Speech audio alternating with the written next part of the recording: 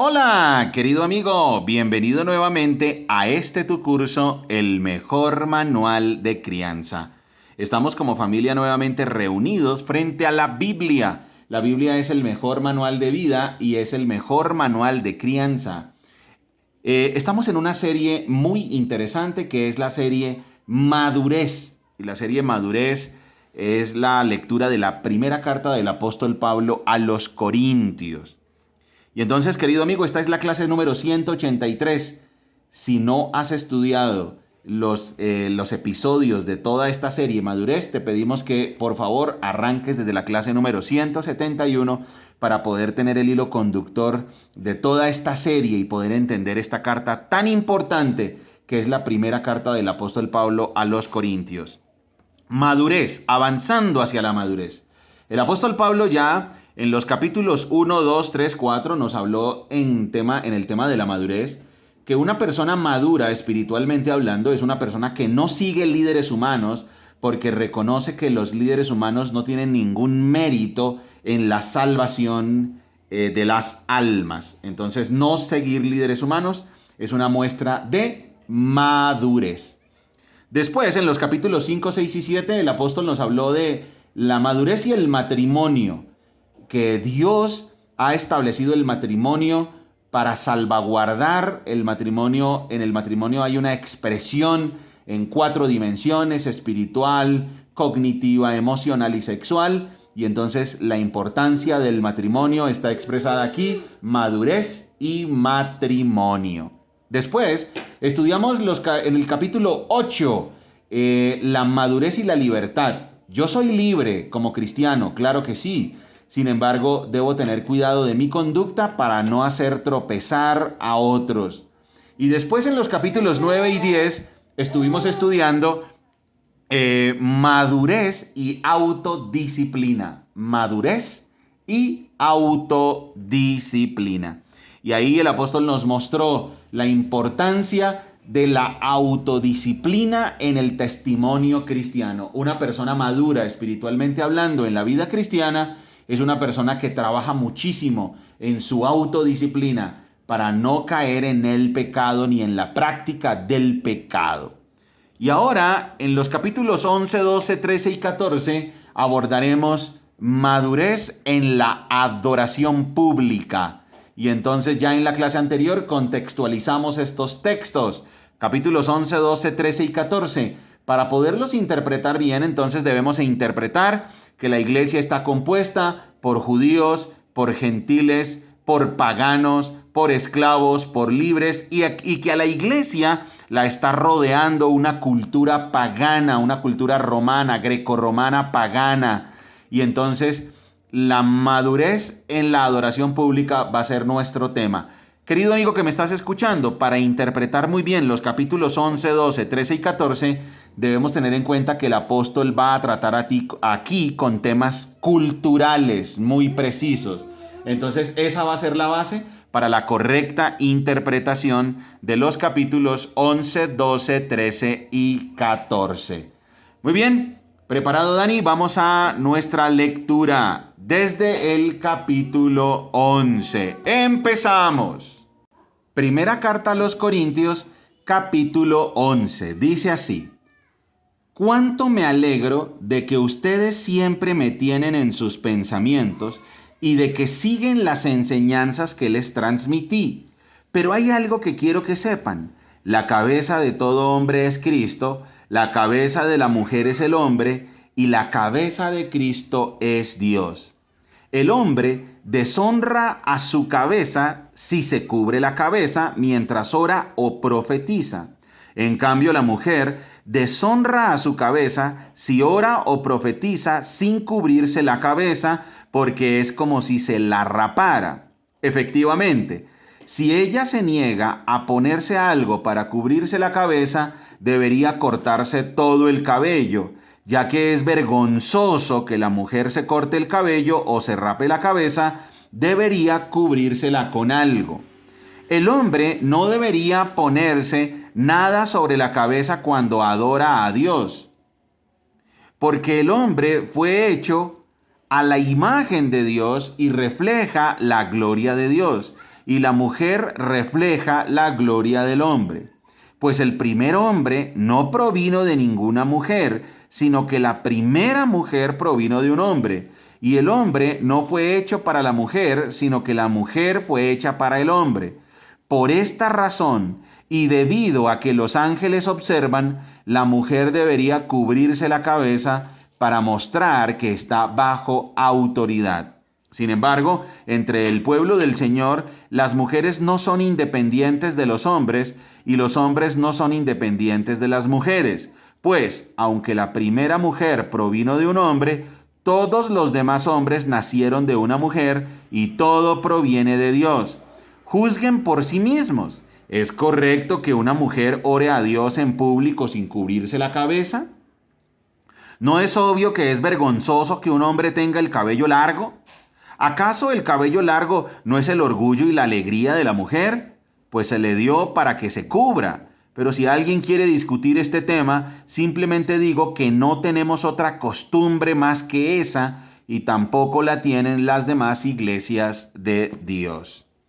Muy bien, entonces acabamos de leer la primera parte de estos capítulos 11 al 14, donde el apóstol Pablo está lidiando ya con la adoración pública y él está teniendo aquí una intención de explicar cómo debe ser la adoración pública teniendo en cuenta el contexto cultural y cómo la cultura interpreta las costumbres de la iglesia. Y aquí entonces está hablando de cómo vestirse cuando se va a la adoración pública.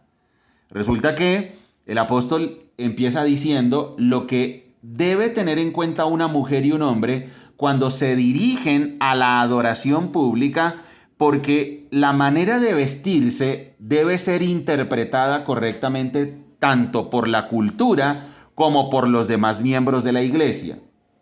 Hay personas que dicen, bueno, yo soy cristiano, yo me puedo vestir como yo quiera, yo soy cristiano, yo puedo usar la ropa que yo quiera, igual yo no soy salvo por la ropa, ni voy a dejar de ser salvo por la ropa. Entonces yo me voy a vestir como yo quiera y voy a ir como yo quiera vestido a la adoración pública. Y entonces el apóstol Pablo aquí está diciendo, no, eso no se puede hacer. Porque en algunas culturas, ciertos atavíos significan algo. Y en el caso de la región de Corinto, resulta que una mujer que tenía el cabello corto o se rapaba la cabeza, era asociada a las prostitutas sagradas que se rapaban la cabeza o que se cortaban el cabello. Y si un hombre se dejaba el cabello largo, era asociado a la prostitución masculina. Y entonces, para evitar ese tipo de malas interpretaciones, el apóstol Pablo dice, oye, la iglesia no tiene esa costumbre. ¿La iglesia qué costumbre tiene? Debe vestirse de tal manera que sea decoroso y que sea bien interpretado y que sea coherente con la virtud cristiana. Entonces, gran conclusión que nos deja esta primera parte. En la adoración pública y en la vida cristiana, yo no puedo ir vestido como yo quiera, mis atuendos no pueden ser los que yo quiera, sino que en la adoración pública y en la vida cristiana, mi forma de vestir tiene que ser coherente con la virtud. Por eso el apóstol Pablo habló de que Cristo es la cabeza del hombre, el hombre es la cabeza de la mujer, y estuvo hablando de esos significados. Es para explicar que si yo me visto de una manera en la adoración pública, esa vestimenta y ese atuendo tiene que ser coherente con la virtud cristiana y tiene que ser bien interpretado por la cultura en la que yo me encuentro. ¿Cómo aplicarlo a nuestra vida cotidiana? Cuando yo voy a ir a una reunión cristiana, a adorar a Dios, a leer la Biblia, yo me debo preguntar, ¿la forma en la que yo estoy vestido es decorosa, decente? ¿Está reflejando los valores cristianos? ¿Y esa es la interpretación que le da la cultura en la que yo estoy? Muy bien, vamos a continuar nuestra lectura. Entonces, versículo 17. Y el versículo 17 dice así: en las siguientes instrucciones no puedo elogiarlos, pues parece que hacen más daño que bien cuando se juntan. Primero oigo que hay divisiones entre ustedes cuando se reúnen como iglesia y hasta cierto punto lo creo. Así que, por supuesto, que tiene que haber divisiones entre ustedes para que los que tienen la aprobación de Dios sean reconocidos. Versículo 20. Cuando ustedes se reúnen, la verdad es que no les interesa la cena del Señor, pues algunos se apresuran a comer su propia comida y no la comparten con los demás. Como resultado, algunos se quedan con hambre mientras que otros se emborrachan. ¿Qué? ¿Acaso no tienen sus propias casas para comer y beber? ¿O de veras quieren deshonrar a la iglesia de Dios y avergonzar a los pobres? ¿Qué se supone que debo decir? ¿Quieren que los elogie? Pues bien, de ninguna manera los elogiaré por esto, pues yo les transmito lo que recibí del Señor mismo. La noche en que fue traicionado, el Señor Jesús tomó pan y dio gracias a Dios por ese pan, luego lo partió en trozos y dijo: esto es mi cuerpo, el cual es entregado por ustedes. Hagan esto en memoria de mí. De la misma manera, tomó en sus manos la copa de vino después de la cena y dijo: esta copa es el nuevo pacto entre Dios y su pueblo, un acuerdo confirmado con mi sangre. Hagan esto en memoria de mí todas las veces que la beban, pues cada vez que coman este pan y beban de esta copa, anuncian la muerte del Señor hasta que Él vuelva. Por lo tanto, cualquiera que coma este pan o beba de esta copa del Señor en forma indigna es culpable de pecar contra el cuerpo y la sangre del Señor. Por esta razón, cada uno debería examinarse a sí mismo antes de comer el pan y beber de la copa. Pues si alguno come el pan y bebe de la copa sin honrar el cuerpo de Cristo, come y bebe el juicio de Dios sobre sí mismo. Esta es la razón por la que muchos de ustedes son débiles y están enfermos y algunos incluso han muerto. Si nos examináramos a nosotros mismos, Dios no nos juzgaría de esa manera. Sin embargo, cuando el Señor nos juzga, nos está disciplinando para que no seamos condenados junto con el mundo. Así que, mis amados hermanos, cuando se reúnan para la cena del Señor, espérense unos a otros. Si de veras tienen hambre, que cada uno coma en su casa, a fin de no traer juicio sobre ustedes mismos cuando se reúnan. Les daré instrucciones sobre los demás asuntos después de mi llegada. Y entonces el segundo asunto que el apóstol Pablo toca en el capítulo 11 es el orden en la cena del Señor. Algunos corintios de la iglesia habían tomado la cena del Señor como un momento para llegar, recrearse, un compartir de comida, y se emborrachaban y comían. Algunos que eran muy ricos traían unas viandas espectaculares y las comían delante de los pobres sin compartir con ellos, y se daban al desenfreno, a la glotonería, a la bebida, y entonces se volvía un desorden el compartir cristiano. Gran aplicación para nuestra vida. ¿Cuál es nuestra intención cuando nos reunimos entre cristianos? ¿Cuál es? ¿Simplemente la recreación? No, tomar oncecitas, pasarla rico. ¿O de verdad es celebrar a Cristo y es reunirnos en honor a Cristo? ¿Cuál es la intención? Hay algunas personas que las reuniones del cristianismo las toman es como un club social para pasarla rico, para hacer negocios, para mostrar sus posesiones, sus logros, para hacer sentir mal a los pobres, para mostrar su superioridad. Y el apóstol Pablo está diciendo, esa no es la actitud a la hora de reunirse como familia cristiana, como hermanos en Cristo. Y entonces le va a dar el sentido a la cena del Señor. Cuando se comparte el pan, cuando se toma la copa de vino, eso representa el cuerpo y la sangre de nuestro Señor Jesucristo. Y cuando se comparte la cena del Señor, lo que se está anunciando al mundo es que Cristo murió por nuestros pecados, y eso se hace hasta que Él vuelva. Y entonces por eso el apóstol Pablo está poniéndole orden ahora a un aspecto importante de la adoración pública, y es que no haya desorden ni desenfreno cuando se comparta la cena del Señor y cuando se comparta entre cristianos. Gran conclusión del capítulo 11. La madurez, entonces, ¿qué es? La madurez en la adoración pública es: me voy a vestir de manera decorosa y decente, asociada y coherente a la virtud cristiana, bien interpretada por la sociedad. Enseñanza número 2. Cuando nos reunimos como familia cristiana, entre hermanos cristianos, entonces celebramos la cena del Señor en orden, sin excesos, sin opulencia, sin hacer sentir mal a los demás. ¿Clarísimo? Recordemos nuestro texto base. Primera carta a los Corintios, capítulo 14, versículo 33. Dani, busca. Primera carta a los Corintios, 14, 33. Me dices, por favor, ¿qué dice Dani? 14:33. Listo. Pues Dios no es Dios de desorden, sino de paz, como en todas las reuniones del pueblo santo de Dios. Gracias, campeón. Pues Dios no es Dios de desorden, sino de paz, como en todas las reuniones del pueblo santo de Dios. ¿Eso qué quiere decir, campeón? Que en la parte práctica, Dios no es Dios de desorden, sino de paz. Empieza por la forma en la que te vistes y la forma en la que vas vestido cuando participas de las reuniones para alabar a Dios. También el orden está en la moderación cuando vas a las reuniones cristianas, no humillar a los que no tienen recursos, no mostrar la opulencia, no los excesos y no tomar las reuniones cristianas como si fuera un club de diversión o de recreación. ¿Queda claro? Sí. Muy bien. Y entonces vamos con el capítulo 12. Ahora, amados hermanos, con respecto a la pregunta acerca de las capacidades especiales que el Espíritu nos da, no quiero que lo malentiendan. Ustedes saben que cuando todavía eran paganos fueron llevados por mal camino y arrastrados a rendir culto a ídolos mudos. Por lo tanto, quiero que sepan que nadie que habla por el Espíritu de Dios maldice a Jesús.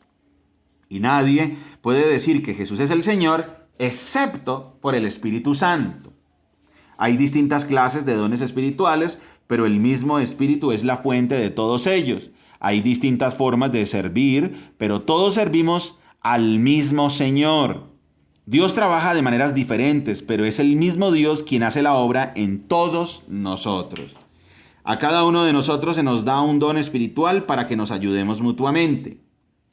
A uno, el Espíritu le da la capacidad de dar consejos sabios, a otro el mismo Espíritu le da un mensaje de conocimiento especial, a otro el mismo Espíritu le da gran fe y a alguien más, ese único Espíritu le da el don de sanidad. A uno le da el poder para hacer milagros y a otro la capacidad de profetizar, a alguien más le da la capacidad de discernir si un mensaje es del Espíritu de Dios o de otro espíritu. Todavía a otro se le da la capacidad de hablar en idiomas desconocidos, mientras que a otro se le da la capacidad de interpretar lo que se está diciendo. Es el mismo y único Espíritu quien distribuye todos esos dones. Solo Él decide qué don cada uno debe tener. El cuerpo humano tiene muchas partes, pero las muchas partes forman un cuerpo entero. Lo mismo sucede con el cuerpo de Cristo. Entre nosotros hay algunos que son judíos y otros que son gentiles, algunos son esclavos y otros son libres. Pero todos fuimos bautizados en un solo cuerpo por un mismo espíritu y todos compartimos el mismo espíritu. Así es, el cuerpo consta de muchas partes diferentes, no de una sola parte. Si el pie dijera, no formo parte del cuerpo porque no soy mano, no por eso dejaría de ser parte del cuerpo. Y si la oreja dijera, no formo parte del cuerpo porque no soy ojo, ¿dejaría por eso de ser parte del cuerpo? Si todo el cuerpo fuera ojo, ¿cómo podríamos oír? O si todo el cuerpo fuera oreja, ¿cómo podríamos oler? Pero nuestro cuerpo tiene muchas partes y Dios ha puesto cada parte justo donde Él quiere. Qué extraño sería el cuerpo si tuviera solo una parte. Efectivamente hay muchas partes, pero un solo cuerpo. El ojo nunca puede decirle a la mano, no te necesito. La cabeza tampoco puede decirle al pie, no te necesito.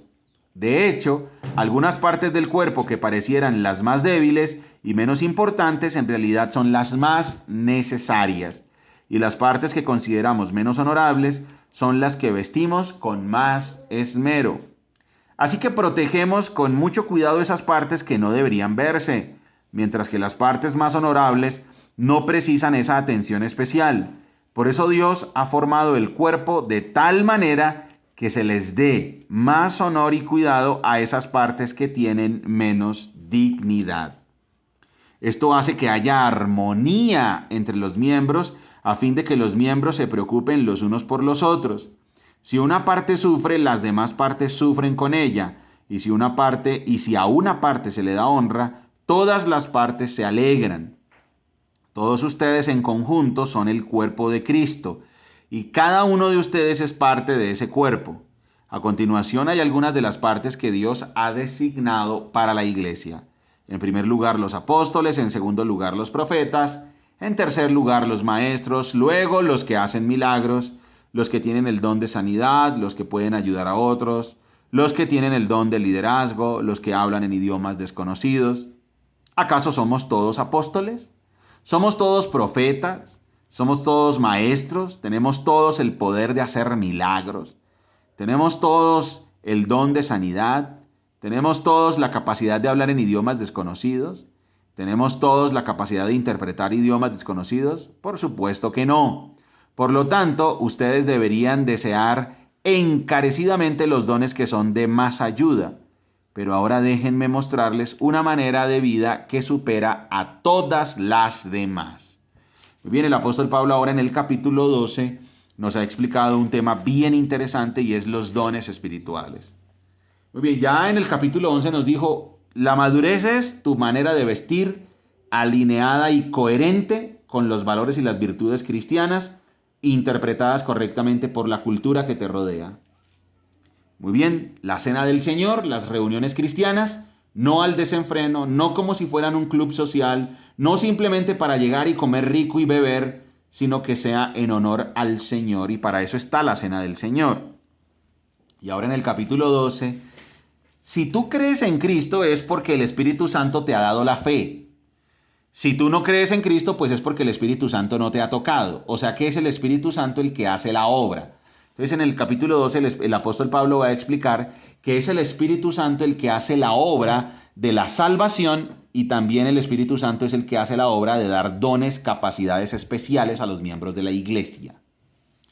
Y entonces el apóstol dice, bueno, si tú crees en Cristo es porque el Espíritu Santo te ha tocado para que creas en Cristo. Y si tú tienes dones espirituales estando en la iglesia es porque el Espíritu Santo te ha dado esos dones espirituales. ¿Cuáles dones? En primer lugar, él habló de los apóstoles aquí en el versículo 28. Primero apóstoles, después profetas, maestros, los que hacen milagros, los que tienen el don de sanidad, los que ayudan, los que tienen el don de liderazgo y los que hablan en idiomas desconocidos. Entonces el apóstol está diciendo, esas capacidades especiales las da el Espíritu Santo. ¿Eso qué quiere decir? Que el apóstol no es superior al profeta. El profeta no es superior al maestro. El maestro no es superior al que hace milagros. El que hace milagros no es superior al maestro. El que tiene el don de sanidad no es superior al que tiene el don de liderazgo, etcétera, etcétera. Y para eso el apóstol Pablo utilizó la analogía del cuerpo humano. ¿Quién es superior? ¿El ojo, o el sentido de la vista o el sentido del olfato, Dani? Ninguno de los dos. Entonces por eso el apóstol Pablo dijo, ¿qué tal el ojo decir, oye nariz, no te necesito?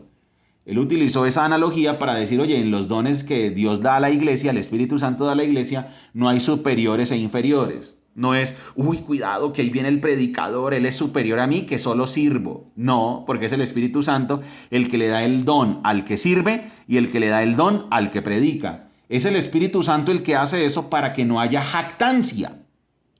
Y entonces el Espíritu Santo es el que nos da las capacidades especiales y como Él es el que da las capacidades especiales, no deben haber divisiones en la iglesia, no deben haber personas que se jactan, que son orgullosas o que se glorían de sus dones, porque realmente ha sido el Espíritu Santo de Dios el que les ha dado esos dones.